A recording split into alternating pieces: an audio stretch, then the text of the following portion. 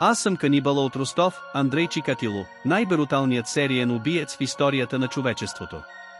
Родих се през 1936 година по време на великите гладове в Украйна. Като дете израснах точно в тези гладни времена и виждах обезобразените трупове по улиците. От малък страдам от хидроцефалия, натрупване на вода в мозъка, което предизвиква нарушения в мозъчната функция. Семейството ми е бедно, родителите ми работят в колхоза и не получават пари за труда си. Нямахме дори хляб, трябваше да ядем трева и листа, за да не умрем от глад.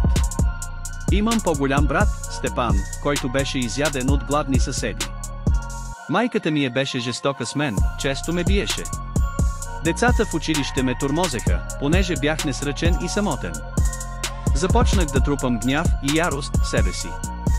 Исках да се чувствам по-силен, затова представях образи на мъчения с другите деца, които по-късно се превърнах в неизменна част от убийствата ми. През 1960 година станах телефонен техник. Имам жена и 2 деца и живеехме привидно нормален живот, докато нещо не отключи в мен едно странно маниакално привличане към смъртта. През 1971 година станах учител. Започнах да насилвам сексуално много тийнейджърки в училището, поради което често сменях работата си. Първото ми документирано убийство е на 22 декември 1978 година, когато брутално убих 9-годишното момиче Елена и осакатих тялото й кратко. Другите разказват, че е била видяна на автогарата да говори с мен. Свидетел дава описание на мъж, който прилича на мен, но успях да обвиня друг човек за убийството. След като започвам да работя във фабриката за суровини, жаждата ми за убийства се увеличи и ставах все по-изобретателен в прикриването им. На жена ми казвах, че съм в командировки и често се прибирах с кръв по дрехите си, за която казвам, че съм се нарязал, докато разтоварвам стоки. През 1981 година убих брутално едно 17-годишното момиче, Лариса. За да прикрия следите си, разработих модел за убиване на млади момчета и момичета, избягали от бедността. Не оставях улики. Примамвам ги в извънградски райони, където ги атакувам с ножове и отвертки, брутално изнасилвам и осакатявам с удоволствие. Това продължи над 18 години.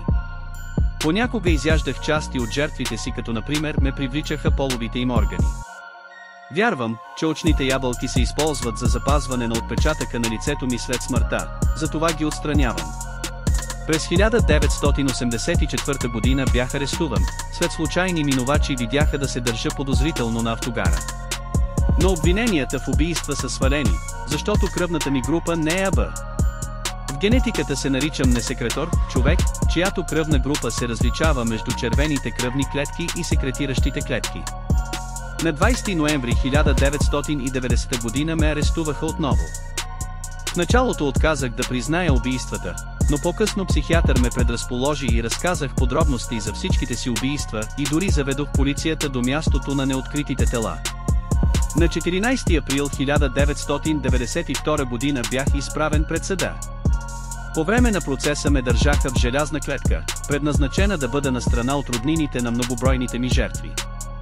На 15 октомври 1992 година съм признат за виновен по 52 обвинения за убийство, но съм извършил много повече. Носеше ми удоволствие. Осъден съм на смърт за всяко от убийствата. На 14 февруари 1994 година съм екзекутиран с изстрел в тила. Така приключва адът, който сътворих на земята. Аз съм Андрей Чикатило, канибалът от Ростов, най-бруталният сериен убиец в историята на човечеството.